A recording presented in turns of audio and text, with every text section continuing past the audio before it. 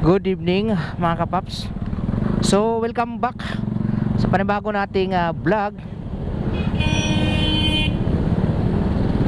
Ano nangyari sa inyo? Dito tayo ngayon sa may General Trias. Ngayon ang ituturo ko sa inyo mga kapaps, yung tatagos tayo ng Antero Soriano Highway, na hindi na tayo dadaan doon sa may Robinson Tihiro at sa SM Tansa. So galing ako ng galing ako ng Alabang. Sorry. Nalilito na ako. So galing ako ng Alabang, duman ako ng Open Canal. Ngayon pagdating dito sa may bago mag Robinson Tihiro, mayroong daanan doon na kumukonekta dito sa may Anyana Tansa. So itong Anyana na ito mga paps, ito yung pinakamabilis na daan para makatagos ka doon sa may Antero Soriano Highway, yung papuntang Naik, Maragondon, yung daan na yan, na hindi na tayo dadaan ng SM Tansa dahil nga laging traffic dyan sa may SM Tansa. Dito sa may Robinson Tihiro, sa may intersection, grabe traffic lagi dyan, so hassle. So ito mga paps, itong dinadaanan ko, ito na yung shortcut na andito na ako sa Anyana. Ayan, so busted ata yung ilaw ng Anyana. Yun, Anyana. Tapos ito yung playground ng Anyana. Ang daming tao dyan. Yan, ang daming nagja-jogging, ang daming nagtatambay, ang daming nagmuni-muni. Ayun, jogging ikot. Nasa halos 1,400 meters yung isang round pag inikot mo yan.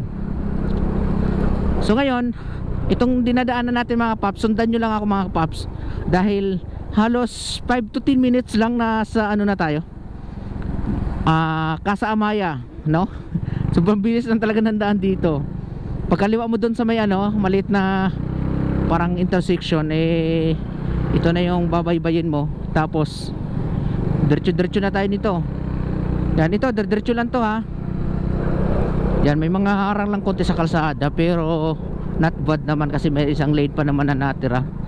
Medyo may something lubak lang dito, pero hindi naman ganun kalubak. Kaya naman nating iwasan. So pagdating dito sa may dulo, itong Ternate, sorry, ito yung ito yung General Trias, Tansa.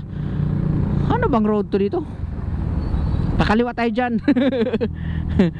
Tansa 13 Martires Road pala.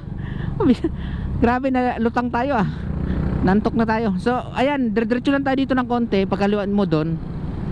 Tapos dito sa una, siguro mga 200 to 300 meters, yan, may makita tayo ditong Lotto outlet na nakasulat. Diretso lang tayo ng konti, dandahan lang tayo kasi nga baka malagpasan natin. So ayan, dito sa unahan mayroon ditong Lotto. Ayan yan, may Lotto, ayun Lotto. So dito sa kaliwa mayroong Alphamart, dito sa kanan mayroong Lotto. Yan, Lotto. Kaya ang mga Lotto. Yan, kakanan tayo dito. Yung maliit na maliit na daan. Ito na yung tatagos doon sa may Imilos Grocery Store. Yan, medyo may something lubak, pero okay na to kaysa naman maghintay ka na matagal doon sa ito, meron ditong basag. May court dyan Yan, babaybayin mo lang to. Tapos diretso lang yan. Siguro nasa nasa 2 kilometers yung haba nitong kalsada na maliit. So diretso ka lang dito hanggang sa marating mo yung labasan. So may gilid mismo ng Imilos, yun yung labasan. Paglabas mo doon, kakaliwa ka, diretso ka na papuntang Tansa, Sahod Ulan, Barangay Sahod Ulan, tapos papuntang Naik na. Mabilis lang mga paps. Dito malas lang pagka medyo mabuta ka ng traffic talaga dito. Pero hindi naman ganun ka traffic pagka lang may mga malalaking sasakyan na magkasalubong. Siyempre bigayan sila, medyo makipot kasi ang daan.